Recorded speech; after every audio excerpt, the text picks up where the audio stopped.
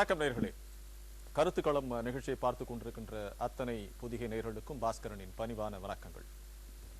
சாமானிய மனிதர்களுடைய சமூக புரிதலுக்கான ஒரு விவாத தளம் கருத்துக்களம்.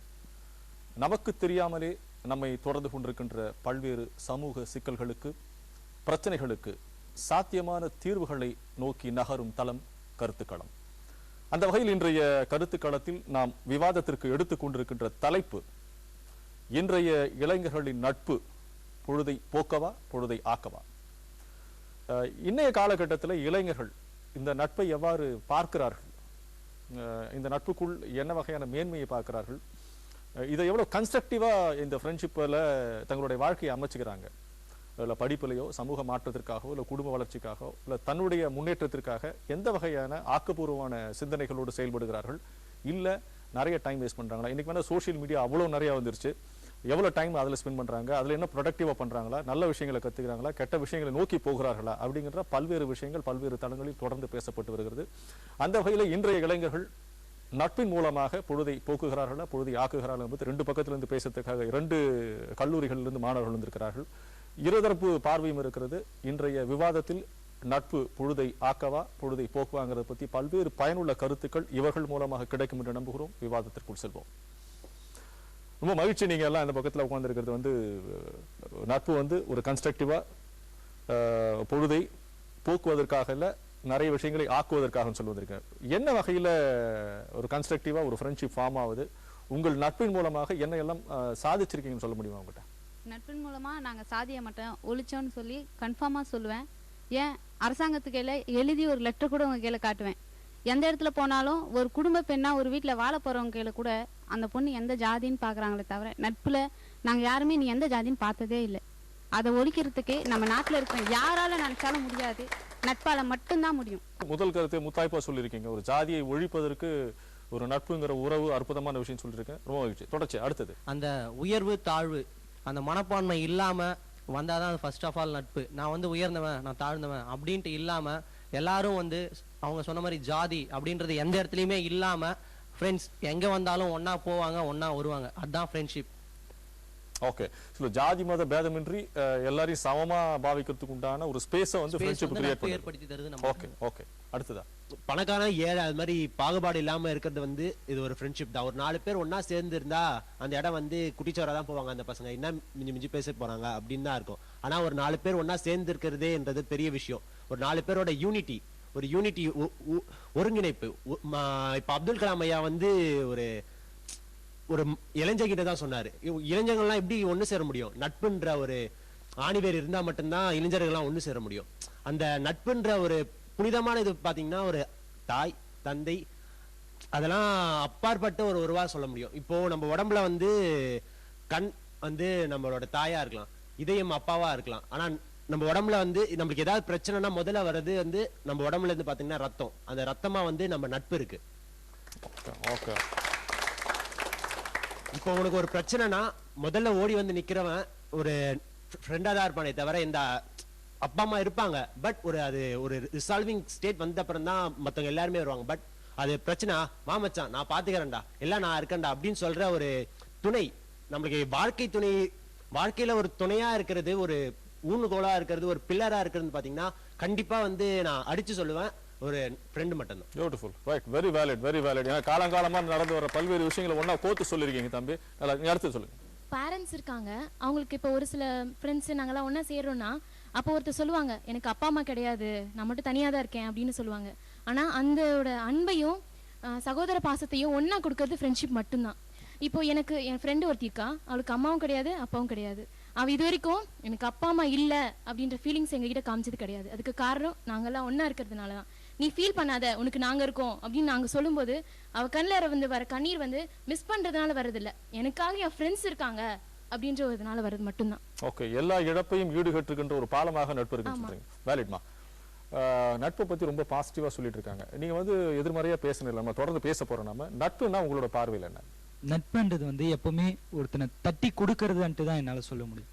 ஏன்னா எல்லா பேரண்ட்ஸுமே உன்னால இது பண்ண முடியுமா, சோ சான்ஸ் இல்லை. பேரண்ட்ஸும் சொல்லுவாங்க, இல்லை டீச்சர்ஸும் சொல்லுவாங்க, இல்லை கிளாஸ்ல படிக்கணும், படி படி படி படி, அந்த ஒரு ரீசன்ல தான் இருக்காங்க.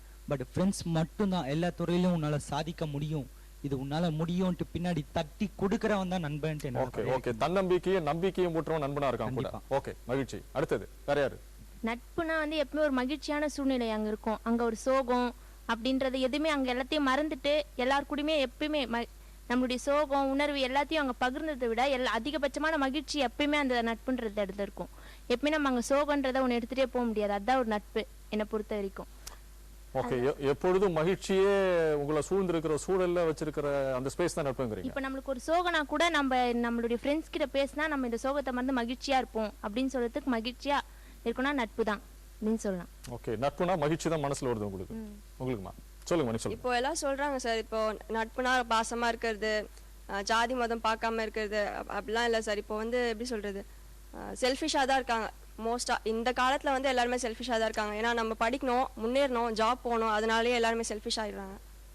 நடுவில் இப்பதான் முதல் நாள் உண்மையா பேசுறீங்கன்னு நினைக்கிறேன் இல்லையா? ஓகே தொடர்ந்து பேசலாம். இவங்களோட லீடர் கூட எடுத்துக்கலாம். ஏன்னா இன்னைக்கு ரியாலிட்டியில நடக்கிற விஷயங்களை தான் நான் கேட்கறேன். நான் கொஞ்சம் மிடில் கிளாஸ் ஃபேமிலி தான். நான் பார்ட் டைம் அந்த டைம் வேலை வாங்கி கொடுத்தாங்க, ஆஃப் டைம் பண்ற மாதிரி. இப்போ என்னன்னா அதே சும்மா அப்படியே பின்னாடி சொல்லி காட்டுறேன், நான் தான் எல்லாம் பண்ணேன். மற்ற பசங்க கிட்ட அவ எதுக்குமே லாக்கி இல்லை, நான் தான் எல்லாமே சொன்னேன். நம்ம கிட்ட இருக்க திறமைய கூட அவங்க வந்து எப்படி சொல்றது பொறாமையா பாக்குறாங்க. நம்ம ஃப்ரெண்டு, நம்ம நினைக்கிறோம் நம்ம ஃப்ரெண்டு தானே அப்படின்னு சொல்லிட்டு நினைக்கிறோம். யாருமே அப்படி இல்லை சார், எல்லாமே செல்ஃபிஷா தான் இருக்காங்க. பார்த்துட்டேன், நிறைய பட்டுட்டேன். அதனாலதான். ஓகே உங்களோட காயத்தை வெளிப்படுத்திருக்கீங்க. இந்த மாதிரி காயங்களை பத்தி தான் நான் பேசணும்னு நினைக்கிறேன் நான். ஏன்னா நட்பு ஆக்சுவலா பாத்தீங்கன்னா நான் ஆக்சுவலா தொடர்ச்சியா பேசுறதுக்கு முன்னாடி உங்ககிட்ட நான் சில விஷயங்களை பகிர்ந்து கொள்ளணும்னு நினைக்கிறதுன்னு கேட்டீங்கன்னா, நம்ம ஆரம்ப காலத்துல நான் பார்த்திருக்கோம். மகாபாரதத்துல பார்த்தீங்கன்னா நம்ம துரியோதனனுக்கும் கர்ணனுக்கும் உண்டான நட்பு, கோப்பெருஞ்சோழனுக்கும் பிசிராந்தரைக்கும் உள்ள நட்பு, ஔவையாருக்கும் அதியமானுக்கும் உள்ள நட்பு அப்படின்னு நட்போட அழகியலையும் தன்மையை வந்து நம்ம சொல்லிக்கிட்டே போகலாம். திருவள்ளுவர் கூட பார்த்தா 5 அதிகாரங்களை பத்தி நட்பை பத்தி எழுதியிருக்காரு. ஆராய்தலை பத்தி எழுதியிருக்காரு, பழைமை பத்தி எழுதியிருக்காரு, தீய நட்பை பத்தி எழுதியிருக்காரு, கூடா நட்பு அப்படிங்கிறது நட்புங்க. அப்ப எவ்வளவு முக்கியத்துவம் நட்புக்கு இருந்தா 133 அதிகாரத்துல ஒரு 5 அதிகாரம் நட்புக்கே ஒதுக்கி இருக்காருங்க பட்சத்துல இதனோட தன்மைகளை எல்லாத்தையும் புரிஞ்சுக்கிட்டு போறப்பதான் லைஃப் அழகா இருக்கும். நான் பாக்குறது பூரா நட்பு, சேர்றது பூரா நட்புன்னு அவர் சொல்லலை. நாம அதை பத்தின ஒரு தெளிவு இருந்துச்சு சொன்னா எது தேவை எது தேவையில்லை, எதை எடுத்துக்கணும் எதை எடுத்துக்க கூடாது அப்படிங்கிறதுக்கு உண்டான விஷயங்கள் நம்மளுக்கு புரிஞ்சிருக்கும்.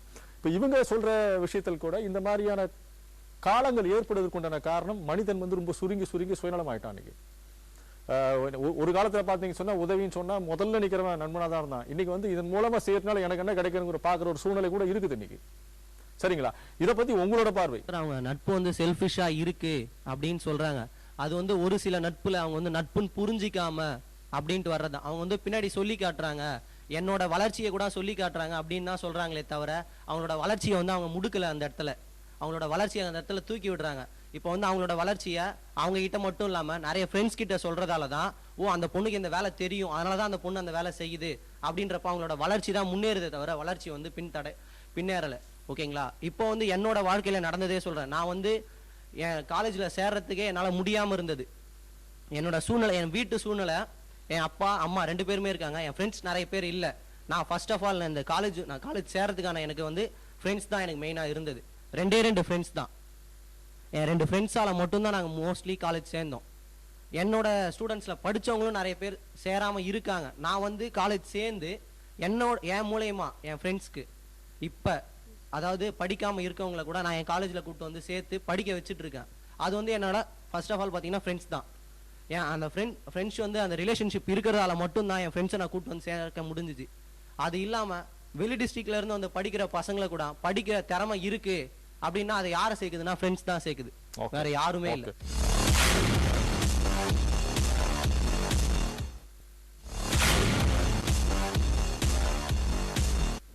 இப்போ அவங்க சொன்னாங்க, நான் வந்து ஃப்ரெண்ட்ஷிப்னால இப்போ செல்ஃபிஷாக மாறிடுச்சு அப்படின்னு சொல்கிறாங்க. எந்த ஒரு உண்மையான நண்பனும் செல்ஃபிஷாக இருந்ததே கிடையாது. ஏன்னா இப்போ காதல்லாம் சொல்லுவாங்க, பார்த்தது வந்துருச்சு பார்க்காம வந்துருச்சு அப்படிலாம் சொல்லுவாங்க. ஆனால் எந்த ஒரு நட்புமே பார்த்த உடனே இவன் நம்ம ஃப்ரெண்டு அப்படின்னு வர்றது கிடையாது. நல்லா பழகி அவன் கேரக்டர் என்ன, என் கேரக்டர் என்ன அப்படின்னு நல்லா புரிஞ்சு வர்றது தான் நட்பு. அப்படி நல்லபடியாக புரிஞ்சு வருதுன்னா அவங்களுக்குள்ள எதுக்கு செல்ஃபிஷ் இருக்க போகுது? நீ என் ஃப்ரெண்டு, நான் உன் ஃப்ரெண்டு, உனக்கு நான் ஹெல்ப் பண்ணுறேன், அதை நீ 4 பேர்கிட்ட சொல்றியா சொல்லு. அதை நீங்கள் பொறாமையா நினைக்கிறீங்க? எந்த ஒரு ஃப்ரெண்டுமே பொறாமப்படவே மாட்டாங்க. அப்படி பொறாமப்படுறவங்களா இருந்தால் உதவி செய்யவே மாட்டாங்க. ஓகே இல்லை பட் ஆக்சுவலாக பேரலர் நடக்குது. உதவி பண்ணால் கூட பின்னாடி சொல்லி காமிக்கிற ஒரு சிறு புத்தியின் காரணமாக நடக்கிற விஷயங்களும் உண்டு. நான் அவர்களை நண்பர்களா நீங்க எடுத்துக்க வேணாம்னு சொல்றீங்க. வந்தாங்க, ஹெல்ப் பண்ணாங்க, போனாங்கன்னா எடுத்துக்கலாம் நம்ம இல்லையா? அப்படி அந்த கேட்டகரியில சேர்த்துக்கலாமா? இல்ல அப்படி நான் சொல்ல வரல. இப்போ அவங்க நமக்கு ஹெல்ப் பண்றாங்க, அதை அவங்க மத்தவங்க கிட்ட சொல்லி காமிக்கிறாங்கன்னா அவங்க ஃப்ரெண்டே கிடையாது. நண்பன்னா என்ன பண்ணுவாங்க? நமக்கு தெரிஞ்ச நட்பு, நமக்கு கண்ணுக்கு தெரியாம தான் உதவி செய்வாங்க. அவங்க தான் நண்பன். உண்மையான நண்பன்னா அவங்க தான்.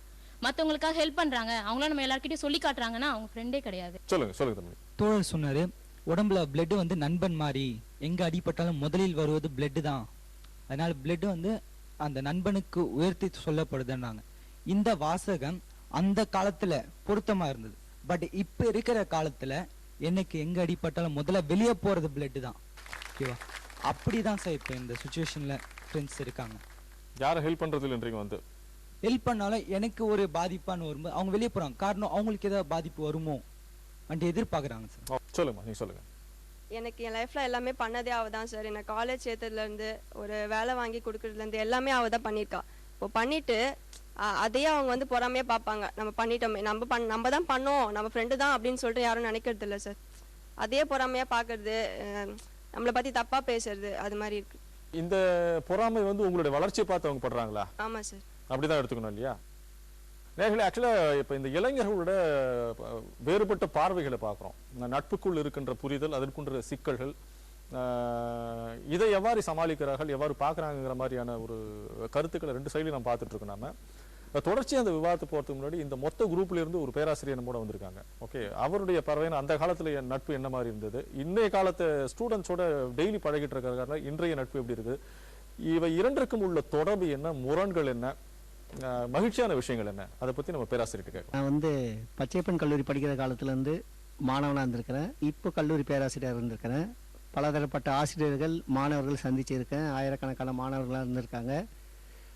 அன்றைக்கு இருக்கிற காலகட்டத்தில் எனக்கு இருந்த ஆசிரியர்கள் எல்லாம் நண்பர்களாக இருந்தாங்க, உண்மையானவர்களாக இருந்தாங்க, நல்ல ஒழுக்கத்தை கடைபிடிச்சாங்க. அது நம்ம கடைபிடிக்கணும் ஒரு எண்ணம் வருது. இன்றைக்கு அது இருக்குது. ஆனால் இன்றைக்கு நம்ம இருக்கிற நண்பர்கள் வந்து நம்ம வெளிப்படையாக எதாவது செய்ய போனால் எது என்ன நினைக்கிறாங்க, அவங்களை கேன, பிழைக்க தெரியாதவன், பேக்கு அப்படின்ற மாதிரி ஒரு பட்டம் கட்டிடுறாங்க. ஒன்று. சரி, அதையும் மீறி நம்ம வளர்ந்தால் பொறாமைகள் நிறைய வருது. ஒன்று. அதுக்கடுத்து என்னுடைய வாழ்க்கையிலே நம்ம பார்க்கின்ற போது என்னன்னா, பச்சைப்பன் கல்லூரிலேருந்து இன்றைய வரையில் இருக்கின்ற உண்மையான நண்பர்களிடம் நம்ம பழகணும். அது எப்போ அவனுடைய பொறாமை என்ன வெளிப்பட்டது அப்படின்னு பார்த்தா, கல்லூரியிலேயே இந்த ஆசிரியர்களுக்கு இடையிலே ஒரு பதவி, என்ன பதவி நான் சொல்ல விரும்பலை, அந்த பதவி வாய்க்கின்ற போது அவர்களை கலந்து ஆலோசித்து எல்லாம் பார்க்கின்ற போது என்ன ஆயிடுதுன்னா, நண்பன் தானே அப்படின்ற கூட விட்டு கொடுக்காம துரோகம் பண்ணி எப்படியாவது வந்தால் போதும், எப்படியாவது எந்த வழியிலாவது வந்தால் போதும், அதை நம்மக்கிட்ட கன்சல்ட் பண்ணிட்டு தான் விட்டு கொடுத்துருக்கலாம். அது ஒரு பெரிய விஷயமே இல்லை. நண்பனுக்காக விட்டு கொடுக்க தயார். ஆனால் துரோகத்தின் வாயிலாக வெற்றி பெறதா நட்பு அப்படின்றத அவனுக்கு எனக்கு ஒரு பாடமாக சொல்லி கொடுத்துட்டாங்க. இல்ல சார், எனக்கு நான் எப்படி பார்த்தீங்கன்னா, நீங்க தமிழ் பேராசிரியர்களை நல்லா தெரிஞ்சிருக்கும். நான் அந்த 5 அதிகாரத்தை பத்தி நான் சொல்றப்ப பாத்தீங்கன்னா, கூட நட்பு, தீ நட்பு சொல்ற பட்சத்துல ஒரு துரோகம் பண்றவனா இருக்கிறவன் நண்பனாவே இருக்க முடியாது. நீங்க இல்ல, அது அப்பதான் வெளிப்பட்டது. நம்ம அடிப்படையா சொல்லுவோம், love and hate can never கோஎக்ஸிஸ்ட்னுவாங்க. அன்பும் வெறுப்பும் ஒரே இடத்துல இருக்கவே முடியாது. இவன் துரோகியா இருக்கிறப்ப உங்ககிட்ட கம்ஃபர்டபுளா இருந்திருக்க முடியாது. இல்ல, நட்புனோட அடிப்படை, அதாவது நீங்க நம்மளோட அடிப்படையான ஒரு விஷயம் நட்போட பியூட்டின்னு கேட்டா தியாகம் தான். முதல்ல விட்டு கொடுக்கறது தான் நட்பு இல்லைங்களா? நம்ம அந்த மாதிரி நிறைய விஷயங்களை பார்த்துட்டு வந்துட்டு, ஏன்னா இந்த மாதிரி ஆட்கள் இருந்தாங்க, தொடர்ச்சியாக இருந்துட்டு இருக்காங்க. சுயநலவு சார்ந்த மனிதர்கள் அன்னைக்கு இருக்காங்க. இன்னைக்கு பசங்க எப்படி இருக்கான்னு கேட்கறேன். இன்றைய மாணவர்கள் பெரும்பாலும் அந்த அறிவுரை சொல்றதை விட நம்ம அவர்களுக்கு நண்பர்களாக இருக்கின்ற போது நமக்கு மாணவன் நல்ல இதில் இருக்காங்க. அது நீ வந்து எப்போ பாரு படி அப்படி இப்படின்னா, இதுன்னா எப்போ பாரு பிளேடு போடுறாரு அப்படின்ற மாதிரி ஆயிடுது. அதுக்காக அவங்கள படிக்க வேணாம்னு நம்ம சொல்ல முடியாது. அதுக்காக என்ன பண்ணணும், அவர்கள் போக்கிலேயே போய் இன்றைய இருக்கிற இந்த சமூக பிரச்சனைகள் அல்லது எதிர்கால வாழ்க்கை அல்லது நாங்கள் வாழ்ந்த வாழ்க்கை எப்படி இருக்கு, இன்னைக்கு உங்களுடைய எதிர்காலம் எப்படி இருக்கும், நீங்கள் படித்தா எந்த நிலைமைக்கு போகலாம், படிக்கலைன்னா என்ன நிலைமைக்கு ஆகும், எதிர்கால சமுதாயம் உங்களை எப்படியெல்லாம் ஆட்டி படைக்கும் அப்படின்றதெல்லாம் சொல்லுவோம். அதை கேட்டு இன்னைக்கு பின்பற்றக்கூடிய மாணவர்களும் இருக்கிறாங்க. ஆக்சுவலா இது என்ன காலத்தோட கொடுமை என்னன்னு கேட்டீங்கன்னா, உங்களோட நீங்க மாணவரா இருக்கப்ப உங்க ஆசிரியர் உங்களுக்கு நண்பர் கிடையாது. ஆசிரியர் நான் சொல்றேன், வித்தியாசம் நல்லா பாருங்க. நீங்க வந்து நிர்பந்தப்படுத்தப்படுறீங்க. நண்பரா ஆனாதான் நான் உங்ககிட்ட ஸ்டூடெண்டா இருக்கிற சூழ்நிலை தான் உருவாகி இருக்கு இன்னைக்கு, இல்லைங்களா? நீங்க அப்ப நீங்க நல்லா யோசிச்சு பாருங்க. உங்களோட ஆசிரியர் நீங்க பார்த்த ரெவரன்ஸோடய அந்த மரியாதையும் இருந்த ஒரு விஷயம் வேற. நீங்க வந்து ஸ்டூடெண்ட் வந்து ஆசிரியர் மேல கை போடுறான். இன்னைக்கு இல்லைங்களா? ஸோ நிர்பந்தப்படுத்தப்படுவர் நேரத்தில் ஏன்னா இல்லை சார் என்னோட அப்பாவா தான் இருக்க முடியும். நட்புங்கிறது கொஞ்சம் காமிக்கலாம். 15 உணர்வுகள்ல 16 என்னோட அடிப்படையான அறிவுபூர்வமான உணர்வுகள்ல 2-3 உணர்வுகள்ல சேர்ந்து தான் 4-5 உணர்வுகள் சேர்ந்து தான் நட்பா வருது. அப்பாங்கிற ஸ்தானத்து அப்பா தான் இருக்க முடியும், அம்மாங்கிற ஸ்தானத்து அம்மா தான் இருக்க முடியும், குருங்கிற ஸ்தானத்துல குரு தான் இருக்க முடியும், ஆசிரியர் ஸ்தானத்துல ஆசிரியர் தான் இருக்க முடியும். நம்ம இன்னைக்கு காலமும் சூழலும் புஷ் பண்ணுது. இன்னைக்கு அப்பாவும் ஃப்ரெண்டுங்கிறான், அம்மாவும் ஃப்ரெண்டுங்கிறான், வாத்தியாரும் ஃப்ரெண்டுங்கிறான். அப்ப எல்லாமே ஒன்னாயிட்டா அப்புறம் எங்க வாழறங்கிற ஒரு கேள்வி வந்துருது. ஸோ ஒவ்வொன்றுத்துக்கு உண்டான உணர்வுகளும் உணர்ச்சிகளும் மாறிட்டே இருக்குது. இது எல்லாம் ஒண்ணுக்குள்ள கச்சாமச்சான் மிக்ஸ் ஆகி தேவையில்லாம குழப்பத்தோடு மிக்ஸ் ஆகி இந்த குழப்பங்களுக்கு மத்தியில் தான் தெளிவில்லாத ஒரு வாழ்க்கை மாடல் வாழ்ந்துட்டு இருக்கிறதா என்னோட பார்வையா இருக்குது. ஓகேங்களா? நீ இந்த இதை பத்தி உங்களோட பார்வை தான் இருக்கா? கண்டிப்பா இருக்கு. நட்பை பார்த்து புரிதல் உணர்வுன்றது கண்டிப்பா இருக்கு. நான் ஒரு ஆசிரியர், எனக்கு தனியான ஒரு இடம் வேண்டும் என்று கேட்காது மாணவர்களோடு அமர்ந்திருக்கின்றார் என்றால் அவர் உள்ளத்தில் இருக்கின்ற ஒரு நட்பு, அந்த அன்பு மட்டும்தான் இன்னைக்கு காரணமாக இருக்கிறது. நான் நிறைய இடத்துல பேசியிருக்கேன். என் வாழ்க்கையில ஒரு பெரிய அதிகாரி முன்னாடி பேசுறன்ற ஒரு வாய்ப்பு எனக்கு கிடைச்சது. எனக்கு அப்புறம் என்னோட தோழி பேசுறதா இருந்தது. நான் மேடையில் ஏறும் பொழுது அடிபட்டுடுச்சு. அந்த அடிப்பட்ட காயத்துல இருந்து ரத்தம் கூட லேட்டா வந்திருக்கும். ஆனா என் ஃப்ரெண்டு மச்சி உன்னால முடியும் நீ முன்னேறுன்னு சொல்லி கத்தன சத்தம் அந்த ரத்தத்தோட முன்னாடி வந்துச்சு.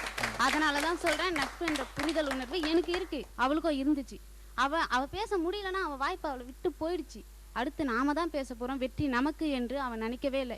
அவ விழுந்துட்டா, அவளோட வீழ்ச்சி இப்பவே என் கண்ணுக்கு தெரிதுன்னு அவ பேராசையோ இல்லைன்னா போறாமையோ படல. அப்படி போறாம பட்டிருந்தா மச்சி அடிபட்டுச்சு உன்னால முடியாதுடி வந்துடுறி, அதுவும் அந்த பேசினா அசிங்கமாயிடும் வேணாம் அப்படின்னு சொல்லாம உன்னால முடியும் மச்சி நீ போ அப்படின்னு சொல்லி எனக்கு நம்பிக்கை தந்தவளை நான் எப்படி போராம படுறவான்னு சொல்லுவேன். எப்படி நட்புன்ற புரிதல் உணர்வு எங்களுக்குள்ள இல்லைன்றதை நான் சொல்லுவேன். ஓகே, சொல்லுங்க சொல்லுங்க. நட்புன்றது புரிதல் தான் அப்படின்னு சொல்றாங்க. அது ரொம்ப உண்மைதான். நட்புன்றது புரிதல் இல்லைன்னா, இப்போ நீங்க சொன்னீங்க, நீங்க ஒரு உங்களோட பார்வையில இருந்து என்ன சொன்னீங்கன்னா, அம்மா அப்பா எல்லாருக்கூடயுமே நட்பு இருந்ததுன்னா அப்புறம் இருக்க உறவுக்கு என்ன இருக்கு அப்படின்னு சொன்னீங்க. நாங்க ஒன்றும் எல்லா அப்பா அம்மாவும் ஃப்ரெண்டா தான் இருக்கணும், ஃப்ரெண்டா இருந்தீங்கன்னா எல்லாமே சரியாயிடும் அப்படின்னு நாங்க சொல்ல வரல. ஃப்ரெண்ட்ஷிப் அப்படின்னா என்ன? எங்களுக்கு அம்மா அப்பாவுக்கு தெரியாத விஷயமா இருக்கட்டும், தங்கச்சிங்களுக்கு தெரியாத விஷயமா இருக்கட்டும், ஃப்ரெண்ட்ஷிப் கிட்ட நாங்க ஷேர் பண்ணிக்கிறோம். அது புரிதல் இருந்தா மட்டும்தான் எங்களால சொல்ல முடியும். அதே விஷயத்த எல்லா அம்மா கிட்டயும் எல்லா பொண்ணுங்களும் சொல்றது கிடையாது, எல்லா பசங்களும் எல்லா அப்பா கிட்டயும் சொல்றது கிடையாது. ஒரு சில விஷயத்த மட்டும் தான் நாங்க சொல்றோம். அதுக்காக தான் அம்மா அப்பா பசங்க கூட ஃப்ரெண்டா இருக்கணும் அப்படின்னு சொல்றோம். எதுக்கு? அவங்க விஷயத்த ஷேர் பண்ணிக்கணும், புரிஞ்சுக்கணும். பசங்களை நீங்க அம்மா அப்பா நல்லா புரிஞ்சுக்கணும் அப்படின்றதுக்காக தான் நாங்க சொல்றோம். அதனாலதான் நட்புனா புரிதல் இருக்கணும் அப்படின்னு சொல்றோம். ஓகே, ஆக்சுவலா உங்களோட விஷயத்துக்கு நான் திரும்ப என்ன சொல்ல வரேன்னு கேட்டேன்னா, அம்மாட்ட சில விஷயங்களை சொல்ல முடியும், அப்பாட்ட சில விஷயங்களை சொல்ல முடியும், ஆசிரியர்கிட்ட சில விஷயங்கள் முடியும், சொந்தக்காரர்கிட்ட சில விஷயங்கள் முடியும், நண்பர்கிட்ட மட்டும் தான் எல்லாத்தையும் சொல்ல முடியும். ஓகேங்களா? இதுக்காக அதனால அம்மாவோ அப்பாவோ நண்பனாக முடியாதுங்கிறது என்னோட பார்வை. நட்புங்கிறது ஒரு டோட்டல் ஒரு கம்ப்ளீட் சொல்யூஷன். அவன் எப்போ உண்மையான நட்புங்கிறப்ப நீங்க திருக்குறளோட அந்த 5 அதிகாரத்தையும் படிச்சுன்னா யாரு நண்பனா வச்சுக்க கூடாது, யார் நண்பனா இருக்கணும், அந்த குறள்லாம் படிச்சீங்களா ரொம்ப தெளிவா தெரியும் உங்களுக்கு. அந்த மாதிரியான ஒரு நண்பனை சூஸ் பண்ணிட்டீங்கன்னு சொன்னீங்கன்னா இவங்க எல்லாம் சேர்ந்த உடுக்கை இழந்தவன் கை போலாங்க இடுக்கன் களைவதாம் நட்பு. ஸோ இதெல்லாம் கேட்டிருப்போம். நம்ம துணி விலகிறதுக்கு முன்னாடியே அவனோட கை போய் செய்யற மாதிரியான அது உண்மையான நண்பன் யாருன்னா, நான் தப்பா போறப்ப எனக்கு இடித்துரைக்கிறவன் தான் நண்பன்.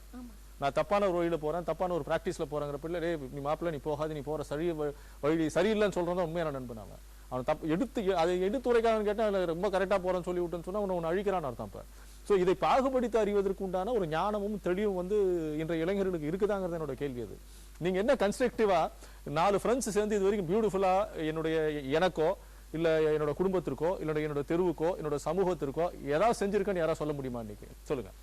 என்னோட ஃப்ரெண்ட்ஸ், ஸ்கூல் ஃப்ரெண்ட்ஸ், நானு சதீஷ் சார்.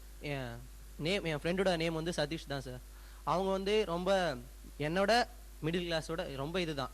ஆனா அவனும் நானும் நான் 12th முடிக்கிற வரைக்கும் ஈக்குவலா நாங்க 2 பேரும், நாங்க எந்த ட்ரெஸ் எடுத்தாலும் 2 பேரும் போய் தான் எடுப்போம், எல்லாத்தையும் ஒன்னா தான் பார்ப்போம். ஆனா இப்ப அவன் காலேஜ் படிக்கல. இப்ப எனக்கு ஒரு விஷயம், எனக்கு ஒரு பிரச்சனை அப்படின்னா முதல்ல நிக்கிறது அவனா தான் இருக்கான், வேற யாரும் இல்ல. இது வரைக்கும் நான் என் காலேஜ் படிக்கிறேன், அவன் இன்னும் படிக்கல. இருந்தாலும் நாங்க 2 பேரும் எப்படி பாக்குறோம்னா, எங்களோட ஃப்ரெண்ட்ஷிப் அப்ப எப்படி தொடர்ந்துச்சோ அதே மாதிரிதான் இப்பயும் தொடர்ந்துட்டு இருக்கு.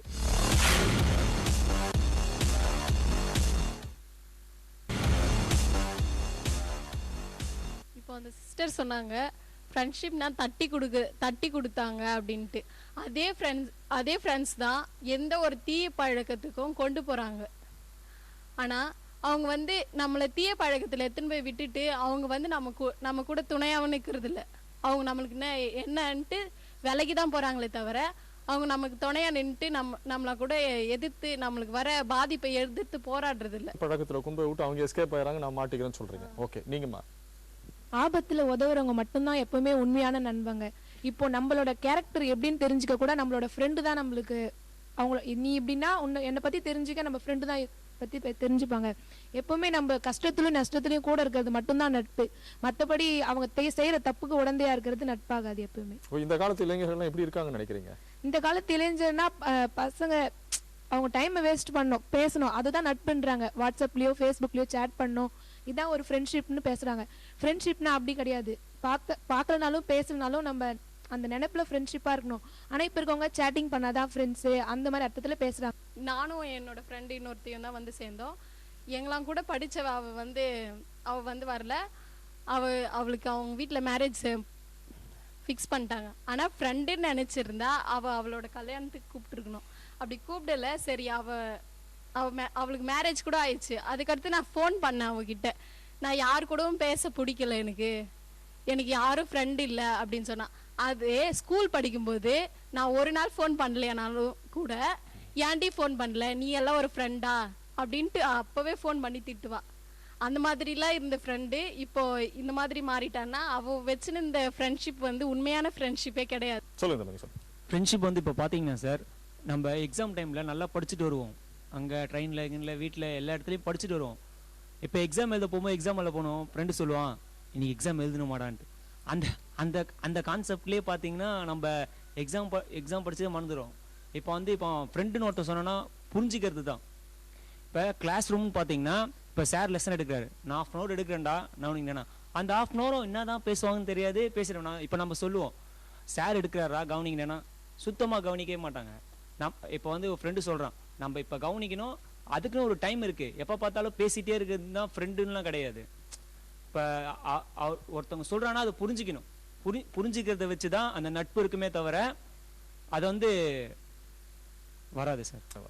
சொல்லுங்க. அந்த பிரதர் சொன்னது கரெக்ட் தான். இப்போ கிளாஸ்ல சார் கிளாஸ் எடுக்கிறாருன்னா அந்த ஒரு நிமிஷம் கூட கவனிக்கிட மாட்டாங்க. பேசிட்டே இருக்காதீங்க, பேசுறதுனா இவங்களுக்கு வேற வேலை வெட்டியே இல்லை, எப்போ பார்த்தாலும் படிப்பு இருக்கா. அவர் சொல்றத புரிஞ்சுக்க கூட விட மாட்டேன்றாங்க கிளாஸ்ல. ஃப்ரெண்ட்ஸுன்றது வெளியில வரைக்கும் தான். கிளாஸ் ரூம் வந்துட்டா கிளாஸ்ன்னு இருக்கணும், அது கிடையாது. எப்போ பார்த்தாலும் பேசிட்டு இருக்காது.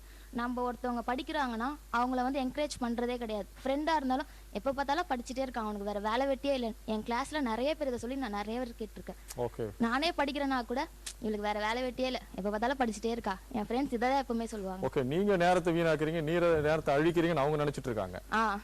ஓகே. தோழி சொன்னாங்க ஃப்ரெண்ட்ஸ்னா வந்து புரிஞ்சுக்கணும், நட்பா பழகணும். அதெல்லாம் வந்து அந்த காலத்துல எல்லாமே நல்லா புரிஞ்சு பேசி பழகினாதான் உண்மையான நட்பு சொன்னாங்க. ஆனா இந்த காலத்துல எங்க வாட்ஸ்அப் இப்போ காலேஜ்ல 5 மணி நேரம் நான் எல்லாருமே ஃப்ரெண்ட்ஸா இருப்போம், வீட்டுக்கு போற வரைக்கும் ஓகே. போனை எடுத்தாங்கன்னா யாருன்னே தெரியாது. ஃபேஸ்புக்ல யாரும் ஃப்ரெண்ட் ரிக்வெஸ்ட் கொடுத்தாங்கன்னா அவங்க கூட தான் ஃபுல்லா பேசின்னு இருக்கிறது. நான் ஒரு வாட்டி எப்படி என்னுடைய ஃப்ரெண்டே தான் போய் பார்த்தா நல்லா இப்போ எல்லாருக்கிட்டையும் மொபைல் இருக்கு, ஆண்ட்ராய்டு மொபைல் மோஸ்ட்லி. அவங்ககிட்ட போய் கேட்டா இவங்க கேட்டா யாருனே தெரியல, ஃப்ரெண்ட் ரிக்வெஸ்ட் கொடுத்தாங்க, ஏதோ ஒரு ஜாப்ல இருக்காங்களா, பேசிட்டு இருக்கேன், யாருனே தெரியாம எப்படி பேசுற, அதை பாரு லிஸ்டே காட்டுறாங்க பெருசா. இப்போ ஃப்ரெண்ட்ஸ்னா அவங்க தான் அதிகமா இருக்காங்க காலேஜ் ஃப்ரெண்ட்ஸை விட அந்த லிஸ்ட்ல. ஃப்ரெண்ட்ஸ்னா இப்போ அதிகமா புரிஞ்சுட்டனா இல்ல, அப்படிதான் இருக்கு. ஓகே, குறிப்பா கடந்த ஒரு 10 ஆண்டுகள்ல வந்து ஃபேஸ்புக், ட்விட்டர், இன்டர்நெட், வாட்ஸ்அப்ங்கிறது சமூக வலைதளங்கள் முகம் தெரியாத முகங்களோடு நண்பர்களாக உருவாக்கி கொள்கிற எல்லா சாத்தியக்கூறுகளும் மாறி இருக்கு. அப்படி உங்களுக்கு எத்தனை ஃபேஸ்புக் ஃப்ரெண்ட்ஸ் இருக்காங்க? அவங்க யாருன்னே தெரியாது, சரிங்களா? உங்களுக்கு வந்து what is that friends request கொடுத்துருப்பாங்க, அதுக்கு அக்செப்ட் பண்ணிக்கணும். அக்செப்ட் பண்ணிங்கன்னா அவங்க என்னென்ன பேசுகிறாங்க போகிறாங்க வரதுக்கு உண்டான அந்த நட்பு வட்டாரம் எந்த அளவுக்கு உங்களுக்கு தெரியும், அதில் இருக்கிற சாதக பாதகங்கள். ஏன்னா நிச்சயமாக இதில் நல்ல நண்பர்களும் இருக்காங்க, நான் இல்லைன்னே சொல்ல வரல. நான் ஃபேஸ்புக்கில் வந்து சேட் பண்ணிகிட்டே இருக்காங்க, பேசிகிட்டு இருக்கேன், நான் இதை பண்ணிட்டு இருக்கேன், நீங்கள் இதை பண்ணிட்டு இருக்க பட்சத்தில் இதன் மூலயமா எனக்கு இந்த விஷயங்கள் கிடைக்குமா, இந்த சப்ஜெக்டில் இந்த பாடங்கள் கிடைக்குமா, எனக்கு இந்த வேலை கிடைக்குமாங்க, இல்லை இந்த நாலேஜை சீக் பண்ணுறதுக்கு உண்டான ஸ்பேஸ் இருக்குது. அதே வகையில் உங்களை தவறாக ஏமாற்றிட்டு நிறைய பார்க்குறோம். நிறைய பேப்பரில் வர கொலைகள் பூரா இதன் மூலமாக ஃபேஸ்புக்கில் அட்டாச்சா. இப்போ ஈவன் சமீபத்தில் ஒரு மயிலாப்பூரில் நடந்த ஒரு பெண்ணோட கொலை கூட நம்ம பரபரப்பாக படிச்சிருக்கோம் நம்ம. ஸோ இந்த மாதிரியான சாத்தியக்கூறுகள் இருக்குது. இந்த நட்பை நீங்கள் எப்படி பார்க்குறீங்க? எந்த அளவுக்கு உண்மை இருக்கிறது, எந்த அளவு உணர்வு இருக்குது? ஏன்னா முகம் பார்த்து தெரிகிற நட்புலே இன்னைக்கு வந்து பாதி பேர் அவங்க சொல்லிட்டு பொறாமல் இருக்குது, எரிச்சல் சொல்லுவோம். முகம் தெரியாத நட்பில் என்ன நெகிழ்ச்சி இருக்க முடியும், என்ன மகிழ்ச்சி இருக்க முடியும்? அது எவ்வாறு சாத்தியம்? தம்பி சொல்லுங்க, நீ சொல்லுங்க. நீங்கள் கேட்டிங்க சார் இந்த காலத்தில் நட்பு எப்படி இருக்குன்ட்டு. இப்போது ஒரு காலேஜில் ஏதாவது அரேஞ்ச்மெண்ட் பண்ணுறோம், டூர் போகிறோம், இல்லை சினிமாவுக்கு போகிறோம், அதுக்கு நேம் கொடுங்கன்னும் போது நான் என்னுடைய ஃப்ரெண்டோட நேம் கொடுக்கலன்னா அவன் என் காலையில் பிடிக்கிறான். நெக்ஸ்ட்டு வந்து ஏன் கொடுக்கல, எதுக்காக கொடுக்கலன்ட்டு. அதே ஒரு சமுதாயத்துக்கு தொண்டு செய்யும் போதோ இல்லை கிளாஸ் ரூமுக்காக ஹெல்ப் பண்ணுறதோ அது மாதிரி இல்லை, நான் நேம் கொடுத்தேன்னா அவன் மேலே நம்பிக்கை வச்சு அவனா மறுபடியும் என் காலையில் பிடிக்கிறான், ஏன் கொடுத்தேன்ட்டு. இப்படி தான் சார் இருக்க நட்பு. ஓகே, இனி நட்பு இப்படி தான் இருக்கீங்க. ஓகே, ஆக்சுவலாக அடுத்தது நிறைய பேர் உங்களுக்கு வர்ச்சுவலாக யாரும் ஃப்ரெண்ட்ஸ் இல்லை நினைக்கிறேன். ஃபேஸ்புக்கில் மற்ற விஷயங்களை நிறைய பகிர்ந்துக்குள்ள தயங்குறம் தான் நான் எடுத்துக்கிறேன் நான். ஏன்னா அதில் இருக்க சிக்கல்கள், அதில் இருக்கிற நிறைய விஷயங்களை மறைக்கிற விஷயங்கள்லாம் யாருமே பேசுறதுக்கு தயங்குறீங்க அப்படி எடுத்துக்கிறேன். அடுத்து நான் உங்ககிட்ட நான் கேட்க நினைக்கிறது என்னன்னு கேட்டால், இந்த ஆண் பெண் நட்புன்னு ஒரு ரொம்ப முக்கியமான ஒரு விஷயமா இருக்குது. அந்த காலத்துல இந்த காலம் வரைக்கும் கேட்டிங்கன்னா, நாங்களாம் காலேஜ் படிக்கிறப்பெல்லாம் பார்த்தீங்கன்னு சொன்னால் யாரும் பேசக்கூட மாட்டோம். கேர்ள்ஸ் கிட்ட பேசுறது ரொம்ப கூச்சம். இந்த பம்பு வயசுனா பேசினா கூட வாத்தியார் ஒரு மாதிரி திட்டுவார். அது பயங்கரமான பேசுறது தப்பான செயல் மாதிரிலாம் கருதப்பட்டுச்சு. பல்வேறு காரணங்களால் அந்த ஒரு ஸ்பேஸ் இருந்துகிட்டே இருந்துச்சு. இன்னைக்கு ஆண் பெண் நட்பு எந்த அளவுக்கு ஒரு சாங்டிட்டியோட இருக்குது, எவ்வளோ ரொம்ப ஒரு டிக்னிஃபைடாக இருக்குது, ரொம்ப அழகாக இருக்குது, இல்லை எவ்வளோ அவ்வளவாக இருக்குது, எவ்வளோ அசிங்கமாக இருக்குது? சொல்லுங்க தம்பி. இப்போ எனக்கு சர்வீஸ் பண்ணணும்னு இருந்தோம், எனக்கு தெரியாது எங்கே போய் பண்ணோம் அப்படின்னு. இப்போ அந்த ஃபேஸ்புக்கில் இருக்க ஒருத்தன் எனக்கு தெரியும், அவன் கிளப்பில் இருக்க சொல்ல அவன் என்னை கூட்டிகிட்டு போய்ட்டு அவன் சேர்த்துடுவான். அது மூலமாக நாங்கள் நிறைய பேர் ஹெல்ப் பண்ணோம். சர்வீஸ் இப்போ எனக்கு கிடைச்சவன் இன்னொருத்தர் கிடைக்கலன்னா என்கிட்ட இருக்கிறது கொடுக்கறது தப்பு இல்லை. அந்த மாதிரி கொடுத்து ஷேர் பண்ணதுக்கும் ஃபேஸ்புக் அதே தான் ஹெல்ப் ஆகுது எங்களுக்கு. ஓகே, சமூக மாற்றத்திற்கும் மற்றவங்களுக்கு உதவுவதற்கும் இந்த சமூக வலைதளங்கள் இருக்க நட்பு உதவுதுன்னு சொல்றீங்க. ஓகே, நான் அப்படியே எடுத்துக்கிறேன். நான் வேற எதுவும் இப்போ அந்த பக்கம் சொன்னாங்கல்ல, இப்போ நண்பர்களை ஏமாத்துறாங்க, பொறாமப்படுறாங்க, அந்த மாதிரிலாம் சொல்றாங்களே, ஃபோன் பண்ணால் கால் எடுக்கல, இந்த மாதிரிலாம். அது என்ன சொல்றதுன்னா, அவங்க நண்பனை தேர்ந்தெடுக்க தெரியலன்னு தான் சொல்லணும். இப்போ நண்பன்னா எப்படி இருக்கணும், பழகி பார்த்து அதுக்கப்புறம் தான் நண்பனை முடிவு செய்யணுமே. இப்போ சும்மா போகிறோம், கிளாஸில் பார்க்குறோம், அவன் ஃப்ரெண்டு அப்படின்லாம் சொல்லக்கூடாது. அவன் எப்படி இருக்கான், அவனோட ஆக்டிவிட்டிஸ் என்ன, அதெல்லாம் பார்த்துட்டு அவனோட ரிலேஷன்ஷிப், அவனோட ஃப்ரெண்ட்ஷிப் எப்படி இருக்குது, அது எல்லாத்தையும் பார்த்துட்டு நம்ம இது பண்ணோம்னா நம்ம ஃப்ரெண்ட்ஷிப் நம்மளுக்கு உண்மையாக இருப்பாங்க கடைசி வரையும். நான் 2 வருஷத்துக்கு முன்னாடி ஃபேஸ்புக் கேள்வி கேட்டேன், இப்போ பதில் சொல்லுங்கிறீங்க நீங்கள். ஓகேங்களா, நான் கேட்குற கேள்வி ஆண் பெண் நட்பின் இருக்கின்ற அதில் இருக்கின்ற ஒரு சாங்டிட்டி என்ன மாதிரி இருக்குது, அதில் இருக்கிற கிரேஸ்ஃபுல்லாக இருக்குது, அதுக்கு எவ்வளோ சின்சியராக இருக்கீங்களாங்கிற பற்றி உண்டான பதிவு தான் நான் கேட்குறேன் உங்கள்கிட்ட. பெண் நண்பர்கள் இருந்தால் எல்லாத்தையுமே ஷேர் பண்ணிக்கலாம், அதே ஆண்கள் இருந்தால் ஒரு சில விஷயத்தை மட்டும் தான் ஷேர் பண்ணிக்க முடியும். ஓகே, உங்களோட ப்ரிஃபரன்ஸ் பெண் நண்பர்கள், அதனால எல்லா விஷயத்தையும் ஷேர் பண்ணிக்கலாம்னு சொல்கிறீங்க. ஆண் நண்பர்கள்ட்ட நம்ம ஷேர் பண்ணிக்கலாம் சார். எனக்கு பாய்ஸ் ஃப்ரெண்ட்ஸ் யாருமே கிடையாது. ஃபஸ்ட்டு காலேஜ் சேர்ந்தப்போ கூட யார்கிட்டையும் பேச மாட்டேன். ஃபஸ்ட்டு எனக்கு அறிமுகமானது என் கிளாஸ் ரேப்பு தான். அவங்க கேசவலு. அவங்க எனக்கு அண்ணன் இல்லாத குறைய அவங்க தான் சார் எனக்கு திட்டு வச்சாங்க. எனக்கு அண்ணன் அப்படின்னு இல்லாதது, அண்ணனே இல்லை சொல்லிட்டு ரொம்ப ஃபீல் பண்ணேன். ஆனால் எனக்கு அண்ணன் இல்லைன்னு சொல்லிட்டு ஃபீல் பண்ணதுக்கு தவிர்த்து எனக்கு அண்ணனா இருந்தது கேசவலு தான் சார். ஓகே ஓகே ஓகே, ஒரு ஆண் நண்பர் இருந்தா கூட நல்லதுங்கிறது நல்லது தான் சார் எனக்கு. சொல்லுங்க. நான் இப்போ